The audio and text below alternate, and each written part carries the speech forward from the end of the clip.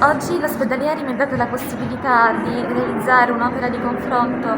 grazie alle immagini, alle foto e alle didascalie, cercando di interiorizzare e di creare quindi un rapporto fra passato e presente allo scopo di renderlo sempre attuale e vivo.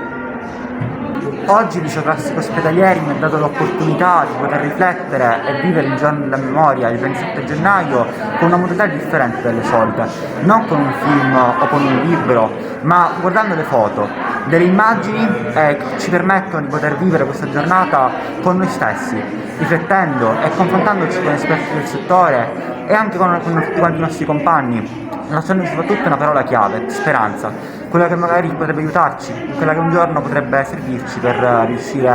a smettere tutte quante le discriminazioni che avvengono al giorno d'oggi e cercare che tutto quello che è accaduto non accada più.